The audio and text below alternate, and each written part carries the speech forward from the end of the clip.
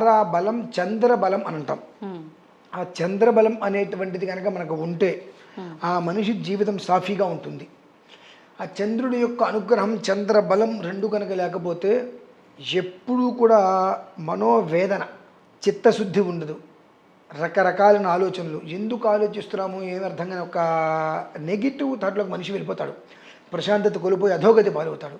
కనుక ఆ సోమవారం రావటం అనేటువంటిది చంద్రుడికి ప్రీతి.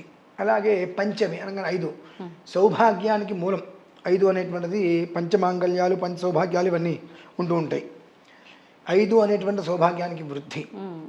ఇవి కలిసి రావటం అనేటువంటి విషయంలో ఇటు వచ్చేటప్పటికి కృత్తికా నక్షత్రము, ఇటువైపు వచ్చేటప్పటికి సోమవారము, అది పంచమ 5, 5, 2, 7.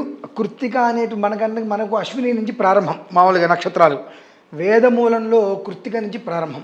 అగ్నిర్నపాత కృత్తికా అని చెప్పి కృత్తికా నక్షత్రం అని చెప్పి కృత్తిక నుంచి ప్రారంభం. అది 1. ఈ మొత్తం కలిపితే 8. 8 అనేటువంటిది ఆయుష్ స్థానానికి మూలం జ్యోతిష్యంలో. ఇది ఆయుష్ని తీసేయనువచ్చు, ఆయుష్ని పెంచనువచ్చు, ఆరోగ్య వృద్ధి ఇవ్వచ్చు ఈశ్వరేచ్ఛ.